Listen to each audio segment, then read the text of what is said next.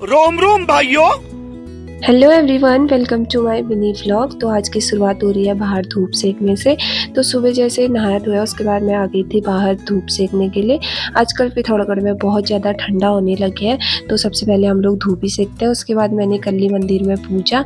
तो आज है हमारे पिथौरागढ़ में दीपावली, तो आप सभी लोगों को हैप्पी दीपावली।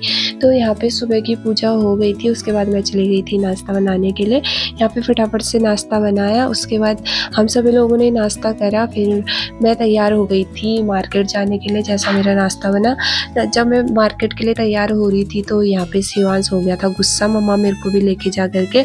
तो मैं इसको इसके पापा के पास छोड़ के जा रही थी, तो फिर ये मान गया था अपने पापा के साथ जाने के लिए। फिर मैं चले गई थी शिवांश को उसके पापा के पास छोड़ के मार्केट के लिए।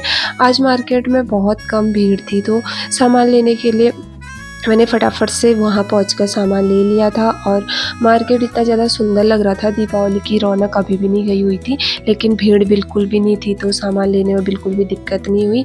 तो फटाफट से सामान लिया और मैं आ गई थी।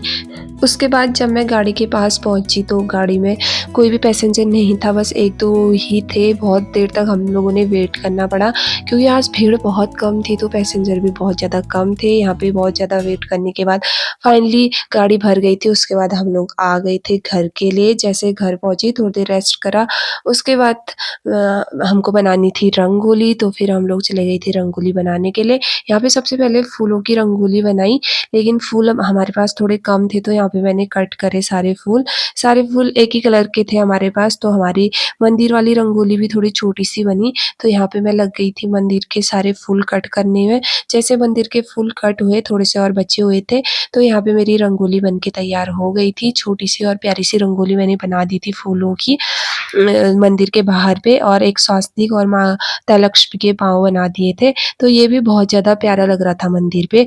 उसके बाद अंदर की मेरी रंगोली बनकर तैयार हो गई थी, जो मुझे बहुत ज़्यादा प्यारी लग रही थी। तो यहाँ पे आप लोगों को मेरी रंगोली कैसी लगी आप लोग ज़रूर बताना। तो यहाँ पे छोटी-सी प्यारी-सी रंगोली बन के तैयार हो गई थी। तो फिर यहाँ पे जैसे मेरी रंगोली कंप्लीट हुई, मैं चली गई थी बाहर की रंगोली देखने के लिए।